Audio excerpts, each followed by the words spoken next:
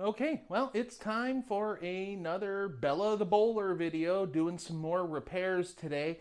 I've got two items that I'm trying to get fixed. Number one is dealing with that propane tank falling off issue that we had a couple videos back. And the second is some clearance lights problems. So let's get started.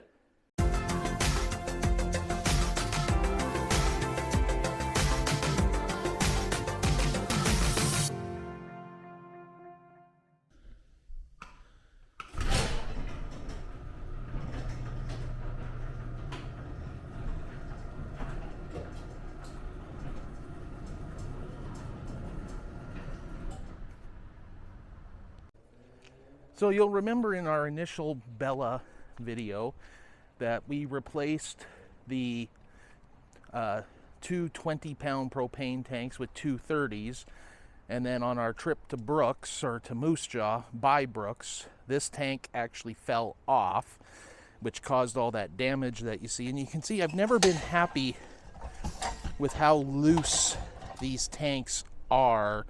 So basically, my attempt at a solution is going to be this. Number one, picked up a replacement 30-pound propane tank at Costco. Video not sponsored by Costco. And we also picked up a new double propane rack kit to mount on the A-frame. And that's going to be what I'm going to start off with here. I don't know exactly why the existing one fits so loose, but I've never been happy about that really tall threaded rod and how wobbly things are. So I'm hoping by putting a new kit on, it'll have a more height appropriate threaded rod. And I'm also hoping that it will, since it has a proper wing nut, I'll be able to tighten it down by hand better versus having to hand crank that little nut down and then tighten it with a wrench all the time. So that's kind of the plan, and we'll see if it fixes it.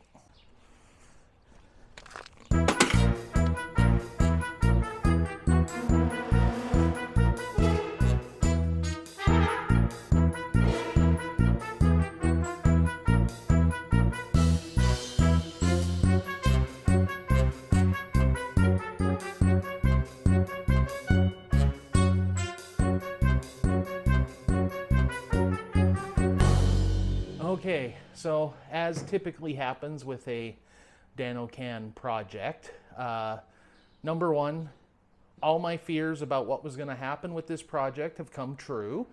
And number two, I completely forgot to apply sunscreen. And with a complexion like this, if I'm out in the sun for more than 2 minutes, I pretty much burn to a crisp and become lobster red. So while it's a little, too late, I better put some sunscreen on now before it gets any worse.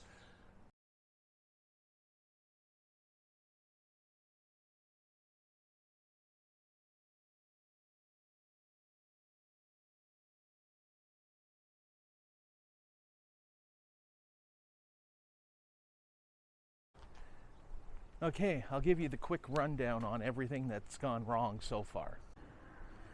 Okay, number one. This old plate, unlike many of the modern trailers where they're bolted on, this sucker's actually welded on, so that is not coming off, which is unfortunate because I think part of the stability problem is that this is probably designed, it looks like, for a 20-pounder, because you can see the base here, how wide it is. And when I drop my 30s on there, if it's up against, there's a big gap where it connects, or against all those little holdy things. So there's nothing that keeps it from moving up and down. Whereas the new plate fits on there very solid. So I think that was part of the initial problem, so that's not good. The second part was the ready rod. I started taking off the top nut, thinking I would then pull the rod out from underneath, but I got smart and partway through realized, well, that rod's going to be way too long to come out from under the A-frame, which ended up being true. So I tried to take the bottom nut off so I could pull it upright, but the bottom of the ready rod, having been exposed to so much road debris and corrosion, was kind of rusted, had some damaged threads, so the nut didn't want to come off. So I tried taking off the top one, confirmed that it wouldn't come out, so I had to work on that for a while, so that took longer than expected. So far, I have ripped a whole bunch of stuff apart. I'm not sure any of it's going to fix the problem, and no further ahead. The good news is I have not crossed the DroneOCan line, which is the point where you do damage to something so much that you can't come back from it. So I'm going to try the new ready rod, put it on, see if that holds it better even with that old base plate, and go from there. Oh yes, one other problem that I had anticipated that ends up not being a problem because of one of the other problems is this. This old propane regulator, you can see it's actually mounted right onto the propane rack.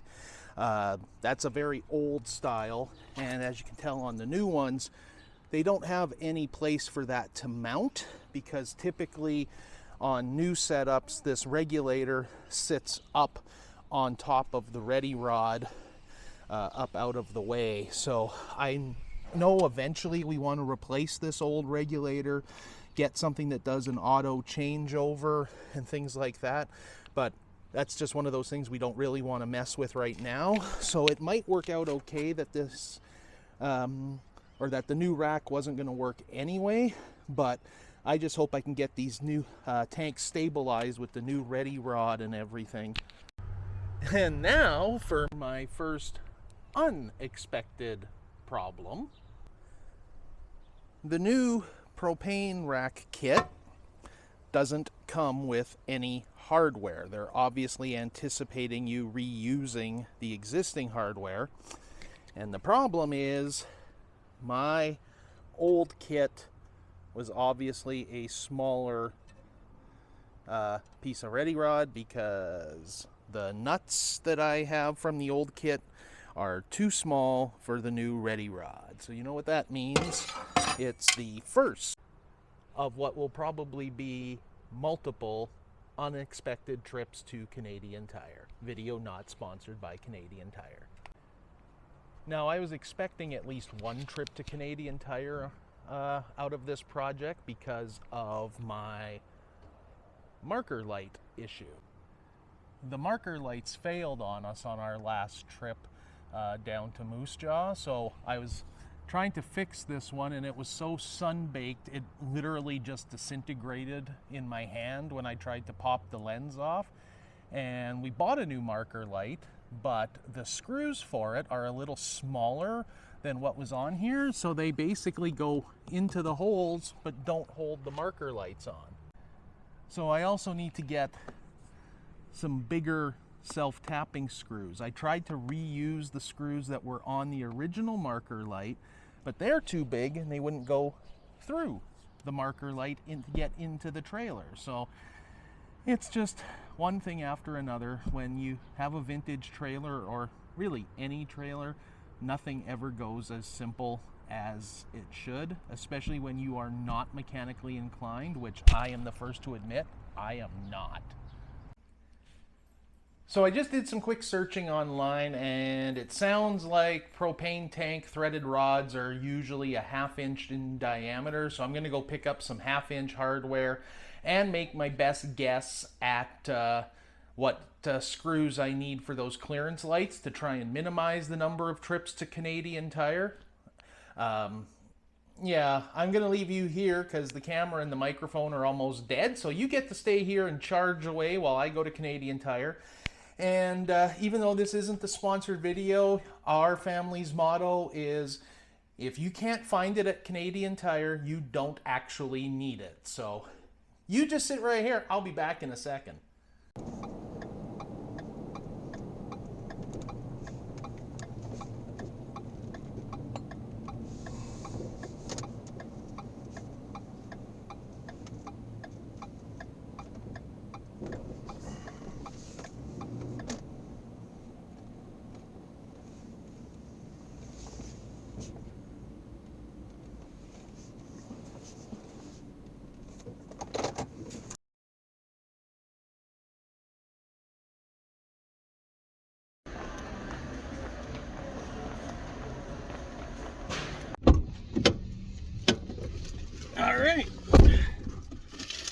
got a bag with some 1/2-inch hex nuts and washers, and a package of screws that I think visually at least look like they should work for the clearance lights.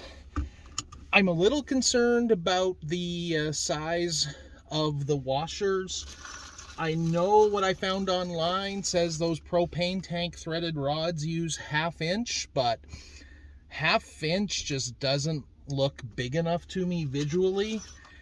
So I suspect I will be back here again at some point, but let's head home and see if anybody stole all the stuff off the driveway that I just left sitting there while I ran over here.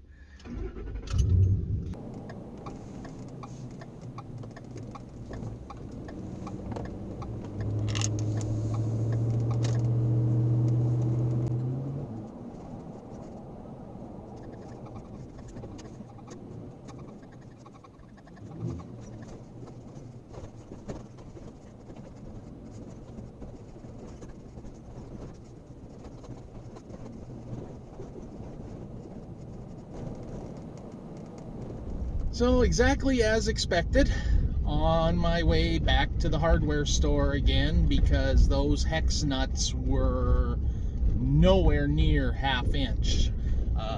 I think they were mislabeled on the shelf I was picking up from the bulk shelf, because the 1/2-inch lock washers that I picked up seemed to be the right size, and I don't know why I didn't listen to my gut.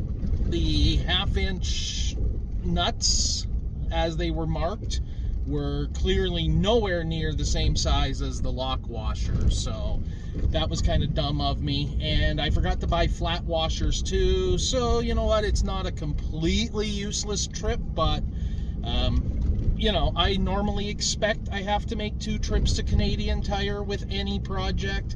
It's really only on the 3rd trip where I start to get annoyed. Back again. All right, back for round 2. I determined once I was in there, every washer in that bulk bin that said 1/2-inch was clearly in the wrong place. So I went and found some pre-packaged ones. They're actually the proper 1/2-inch diameter with a 13 thread. So according to the internet, which of course never leads anybody wrong, these are 100% the proper ones to use on that threaded rod. We're gonna go back and try this again.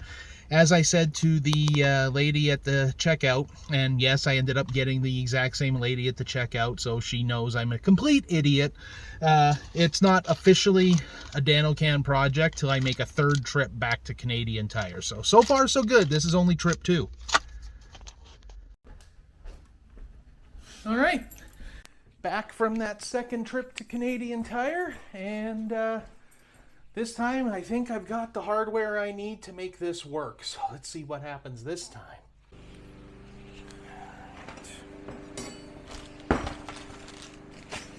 Let's go to work.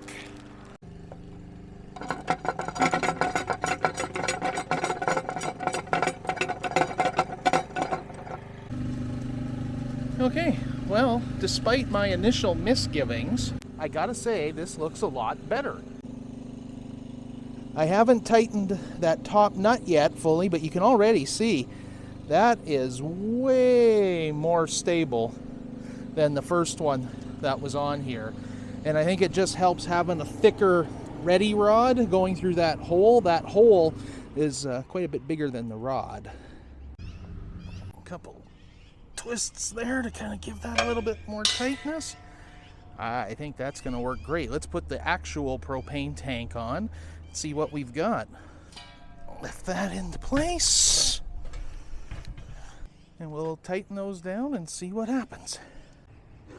Clearly, I'm going to have to adjust this a bit because there is not really enough threads at the top, I don't think, to hold things steady. So I'm going to have to loosen this off and reposition the threaded rod so that it sticks up a little bit higher. Now, I don't want to loosen or move it up too much because as you can see here, there's not a ton of room underneath, and I want to make sure it's got enough underneath to stay stable. So yeah, that's all that's coming out the bottom. So I'm gonna position it a little different, but not too much. There we go. If I get out of the sun, or out of the, quit throwing a shadow on it there, that looks a little bit better. A lot more threads there for tightening down the wing nut. So I think that will be more stable. Let's see what happens when I get everything back in place here. Oh yeah, look at that. Those tanks don't move at all. There's no way those are coming loose now. That's a much better system than it was before. Well, it's the same system, but it's working much better now than it was before. Not nearly as flimsy now that it has that thicker threaded rod on it, and I can tighten things down with a proper wing nut. So right on. And only 2 trips to Canadian Tire to make it work. And now I got the propane tank lock back on there, so that's good. So I guess the theory behind this one is you can't turn the wing nut with all this in place, and you can't lift this off thanks to this. I mean, like I said before in previous videos about security, if somebody really wants in, I'm sure they can pry that loose or anything like that, but it's purely just to make it inconvenient for people. So right on. Propane tanks are done. I guess I just better hook them back up again. Turn the tanks back on. They're both showing good and full, which is kind of what I expect. But there we go. The propane tank replacement is a success.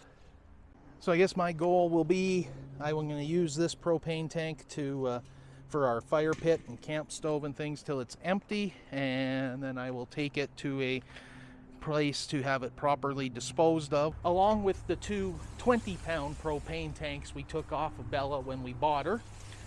So I've got a bit of an unfortunate collection of propane tanks here. The one that's now damaged was only purchased in 2019, so it still has a few years left on it, and I'm not really good at reading the dates on these other ones. I know one of them is stamped 1984, but rather than worrying about when it's certified to, I'm just gonna burn them off again in the using them on the propane fire pit, the barbecue, the camp stove. Burn them down till they're empty, take them in to be disposed of, and I'll eventually get another probably 20-pounder for our accessories. But now let's see what happens with this stupid clearance light problem. So these are the screws that I got that I'm gonna hope will work for the clearance lights. I'm gonna try and get that one clearance light replaced. And then I know there's a few other clearance lights on the Boler that aren't quite working. They're very intermittent ground connection, which is causing them to flicker. So like I said, biggest goal is get the one replaced, get that back on, and then I'll kind of take the other ones one at a time. Now, I'm not an expert, but let me give you a quick overview as to why clearance lights on a Boler can be a bit of a challenge. Your typical RV clearance lights will have one wire coming off of it for power, whereas a Boler though has 2 wires coming out from the body. So why is that? Well, quite simply, it's because most RV clearance lights are designed to mount on a metal or aluminum sided trailer, and it uses the mounting screw as a ground. The Boler, being fiberglass, that doesn't work. So they actually had to run a separate ground wire up to each clearance light to provide the ground. So what I have to do is connect the power wire, which I believe is green based on our previous testing we did, the power wire from the Boler, green, to the black on the clearance light, and then wrap the white wire that's coming out of the Boler around the screw, and then get it mounted onto the trailer and hope the whole thing still stays connected. So this is going to be fun. Okay, so there's no good angle to show you this, but basically I've confirmed that I've got the power is connected and working. I'm going to attempt to get the light attached again here. I'm going to use the original screw because the screws I just bought at Canadian Tire are too long or too wide for the hole that's got the metal grounding part on it, if that makes any sense. So I'm going to try and use the original screw to form the ground, even though I know it doesn't seem like it wants to really adhere into the trailer anymore. So I'm going to try that. I guess I should make sure I get it in the original hole first. Avoid putting any more holes in the trailer than necessary.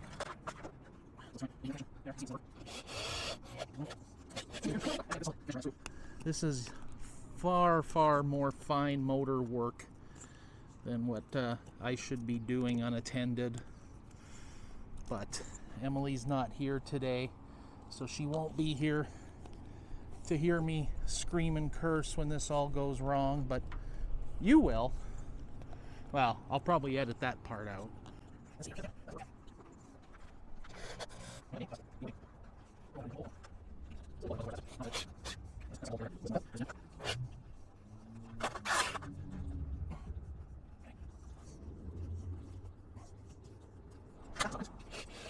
Holy crap, that may have worked. It's pretty close to the original spot. Now, the moment of truth. It worked when I dry fitted it. Let's see if it works now. Okay, I'm going to go down and turn on the lights on the truck and see if that sucker lights up.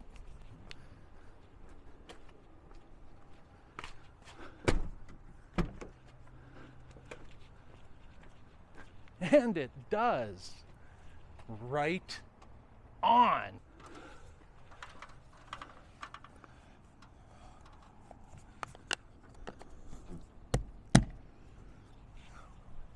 That's one.